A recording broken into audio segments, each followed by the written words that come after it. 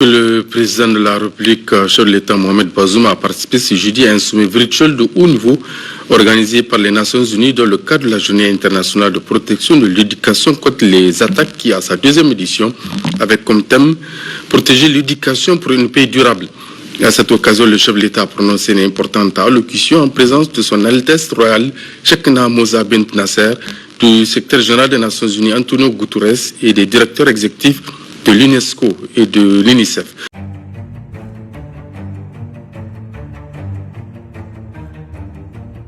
Cette question de la protection de l'éducation contre les attaques est d'autant plus préoccupante que dans les pays touchés par la violence et l'insécurité, près de 75 millions d'enfants ont vu leur éducation perturbée par les conflits. Avec la pandémie de la Covid-19, l'éducation a été interrompue pour la quasi-totalité des enfants et jeunes du monde. Mon pays, le Niger, est résolument déterminé à renforcer la protection de l'éducation contre les attaques, notamment dans notre région, le Sahel, où, comme vous le savez, le nombre des écoles fermées du fait de la crise sécuritaire et des attaques contre les écoles perpétrées par les groupes terroristes a été multiplié par 6 depuis 2017, avec plus de 5 000 écoles fermées, perturbant l'éducation de plus de 700 000 enfants et privant plus de 20 000 enseignants de la possibilité d'exercer leur métier. Dans ce genre de conflit, les filles sont particulièrement vulnérables car elles ont 2 fois moins de chances d'être scolarisées que celles vivant dans les pays en paix. Elles sont également plus exposées au risque de ne pas continuer leur éducation avec la fermeture des écoles.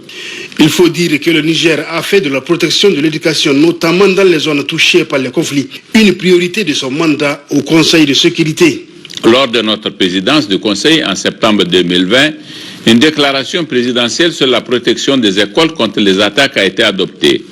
Renforcer le cadre normatif pour la protection de l'éducation facilitera la mise en place de politiques et de mécanismes de protection et de prévention plus efficaces.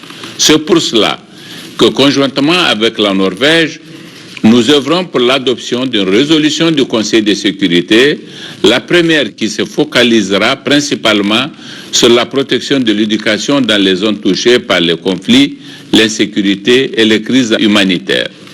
Cette résolution viendra insuffler un nouvel élan politique à la coopération internationale pour la protection de l'éducation et la continuation de l'apprentissage. Nécessité de fermer le gouffre d'inégalité d'accès à l'éducation numérique et digitale entre les pays afin de faciliter, quelles qu'en soient les circonstances, la continuation de l'apprentissage pour tous, mise à nu par la pandémie de la Covid-19.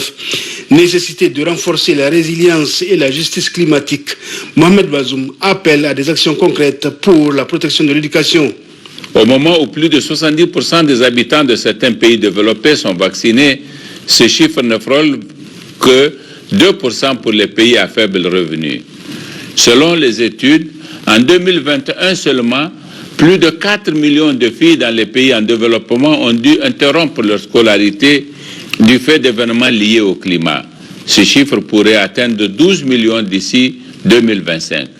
L'éducation est notre meilleure chance d'asseoir les bases d'une reprise post-pandémique résiliente et durable. Tous les acteurs, y compris le secteur privé, ont un rôle dans le renforcement des mécanismes de financement pérennes, efficaces et catalyseurs. Mon dernier point est un appel à une remobilisation de notre système multilatéral pour remettre davantage la question de la protection de l'éducation au cœur des priorités globales. La protection de l'éducation est une responsabilité collective que nous devons tous d'assumer. Il s'agit d'une condition essentielle pour l'atteinte des objectifs de développement durable, en particulier l'objectif numéro 4, mais également pour asseoir la paix et la sécurité auxquelles aspire la communauté internationale.